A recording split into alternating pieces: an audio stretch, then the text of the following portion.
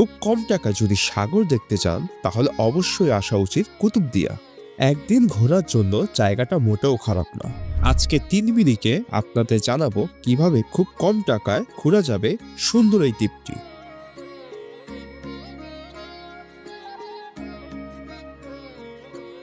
জার্নিটা শুরু হয় চকরিয়া থেকে। আগের দিন ঘুরি থানচি আর আজকে প্ল্যান করি কুতুবদিয়া। চকরিয়া বাস স্ট্যান্ড থেকে লোকাল সিএনজিতে আসতে পারবেন মগনাবা ঘাট।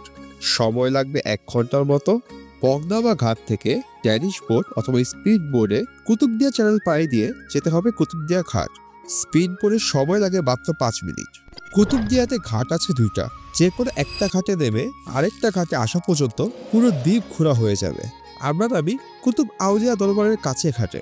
একটা অটো ভাড়া করে চলে যাই কুতুব আউলিয়া দরবার। হযরত কুতুবউদ্দিন নামের একজন সাধক কিছু সঙ্গী সাথী নিয়ে এখানে বসতি স্থাপন করে। সেই সময় আরাকানের নির্যাতিত মুসলিম অনেকে এখানে এসে থাকা শুরু করে।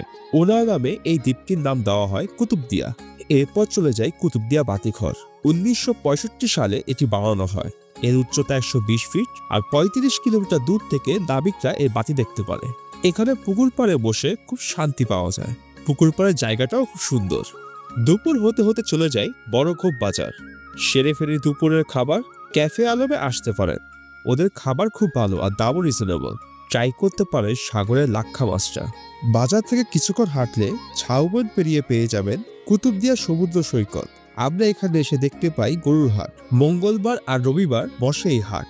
এছাড়া সাগরটা সুন্দর, সারাদিন কাটাতে পারবেন এখানে।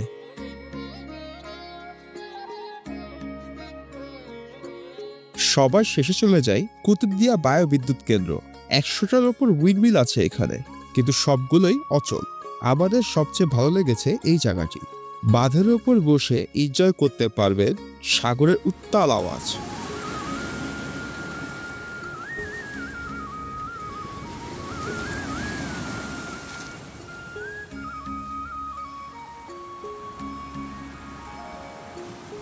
অনেকদিন পর আমি সাগরের এমন গর্জন শুনলাম যা মনকে খুব ভালো করে দিয়েছিল।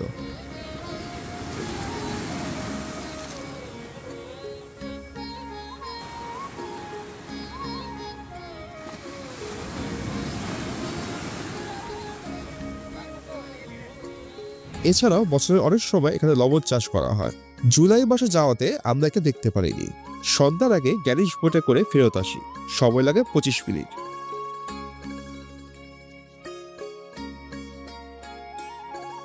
চকরিয়া থেকে কুতুবদিয়া যাওয়াটা সহজ। লোকাল সিএনজিতে জনপ্রতি 80 টাকায় মগনাবা ঘাট, ঘাট থেকে 80 টাকায় স্পিড বোট অথবা 30 টাকায় ড্যানিশ বোটে এসে যেতে পারবেন এই দ্বীপে। সারাদিনের জন্য 400 থেকে 500 টাকায় অটো রিজার্ভ করে ঘুরতে পারবেন এখানে। খাওয়া দাওয়া সহ পার পার্সন 500 থেকে 700 টাকার ভিতরেই ঘুরে যেতে পারবেন জায়গাটি। আর রাতে থাকার জন্য পাবেন হোটেল সমুদ্র বিলাস। ভিডিওটি ভালো লাগলে সাবস্ক্রাইব করে পাশে থাকবেন। ধন্যবাদ।